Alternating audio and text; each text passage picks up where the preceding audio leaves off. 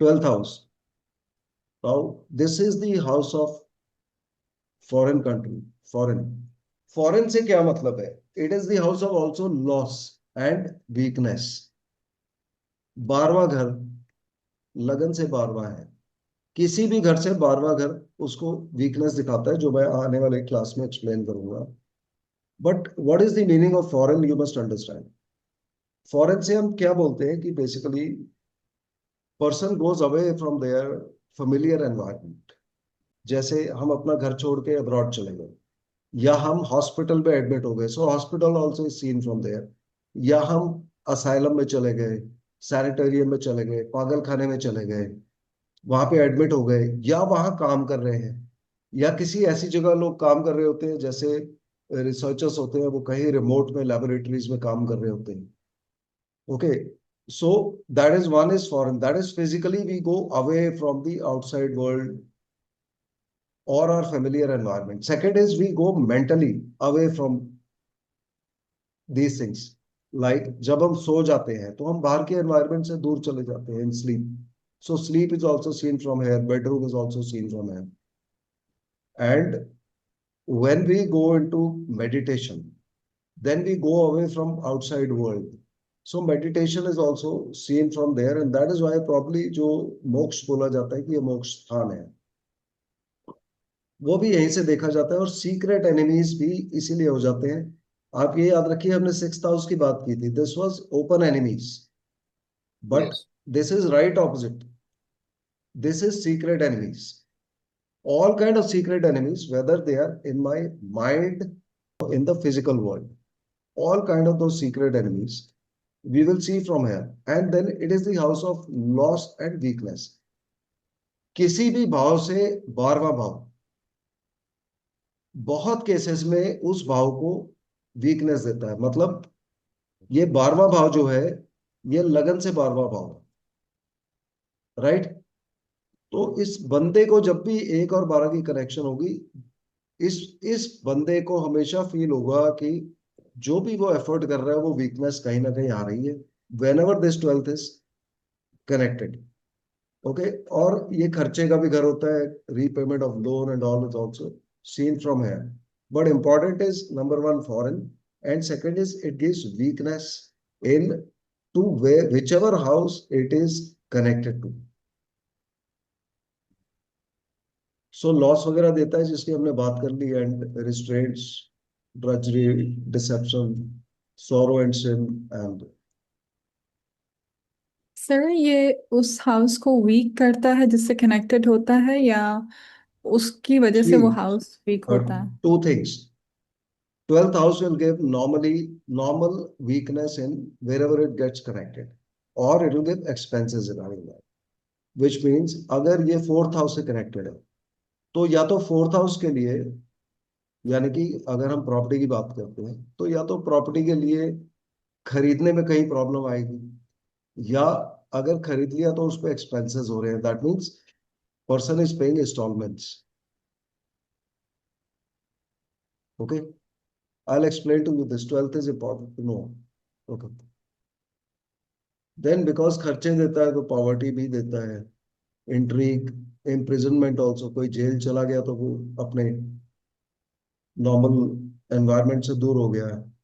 Okay, solitude, anxiety, suspicion, ये 8th house से भी हम देखते हैं। And self undoing, once seclusion, unseen unexpected troubles,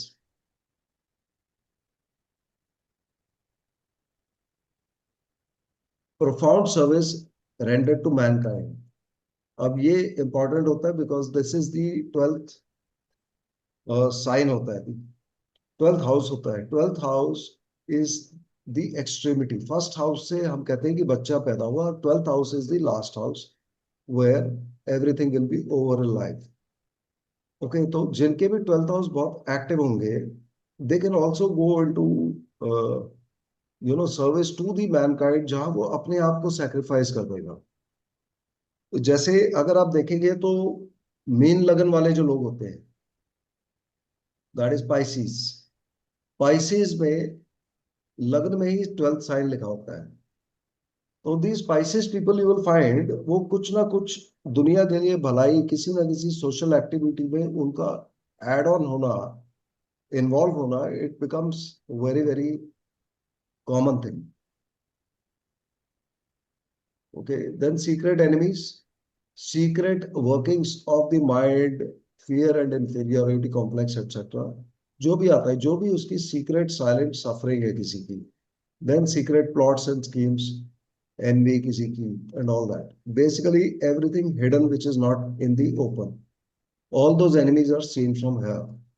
And then, as we have spoken, foreign matlab exile, places of segregation like jail and all, voluntary recluse, hospital, sanatorium. Also, chronic diseases which require confinement to bed are seen from here. Sir सोचो कि hospital में sir जब एक देखते हैं, sir एक question था। या सर आपने अभी बोला जैसे स्पाइसेस का 12th हाउस से कनेक्शन होता है बिकॉज 12 नंबर लिखा होता है। या तो कैसे कनेक्शन होता है, क्योंकि लग्न में 12 नंबर लिखा है बट बारह उसका नंबर 11 उसका बारह 12 से नंबर जो कनेक्शन कैसे लगन हुआ? में लिख 12 जो 12 नंबर की राशि होती है, 12 नंबर की राशि जुपिटर की होती है. हाँ जी। ओके, और जुपिटर काल पुरुष की कुंडली में 12 नंबर जो होता है वो 12th हाउस में होता है. जुपिटर मोक्ष भी देते हैं व्यक्ति को. ओके। हम बोलते हैं कि केतु मोक्ष देंगे. Jupiter is a religious planet, it's a गुरु. हम्म। अब गुरु पहुंच के जीवन के अंत में, जैसे कि व्यक्ति सन्यासी बन गया या कुछ बन गया, तो वो सब चीजें ये 12th हाउस दिखाएगा. दूसरों को हेल्प करना, चूंकि गुरु है. जब गुरु की राशि ही जाके लग्न में बैठ गई, तो क्या होगा? उस राशि का असर बंदों पे आएगा. As we study the horoscopes you will understand this. अभी के लिए आप केवल यही समझे कि तो ये इससे होता है. दिस इज जो तो example I given. Okay okay, so तो 12th हाउस में जुपिटर है तो इवन 9th हाउस में भी होता है, तो फिर दोनों हाउस कनेक्ट होंगे फिर? करेक्ट. 9th हाउस जैसे धर्म का होता है ना. हाँ जी। एंड 12th हाउस हम बोलते हैं मोक्ष का है या मेडिटेशन का है. तो मोक्ष स्थान मतलब बंदे की लाइफ एंड हो गई वहां पर उसका, और अब उसको मोक्ष मिल जाएगा. बट मोक्ष कैसे मिलेगा? एक तो धर्म के रास्ते से मिलता है, और एक तकलीफ के रास्ते से मिलता है, पेन के रास्ते से. राइट. हाँ जी। तो धर्म के रास्ते से जुपिटर देते हैं, एंड केतु जो होते हैं वो तकलीफ देते हैं. तो द पाथ ऑफ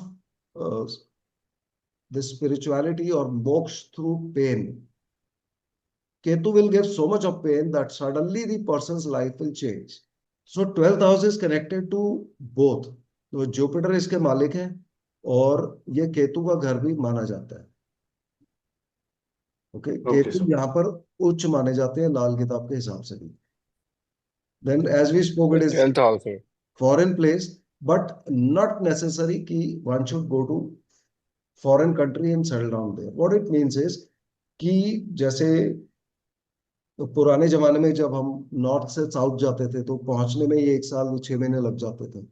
और जहां हम गए वहां का लोगों का चेहरा अलग है, लोगों की भाषा अलग है. जैसे नॉर्थ ईस्ट से, असम से कोई व्यक्ति आ गया और साउथ इंडिया में सेटल हो गया, तो वो भी फॉरेन ही गिनेंगे एक तरह से. Basically going away from their familiar environment and staying there for a long time. Okay, how to connect houses?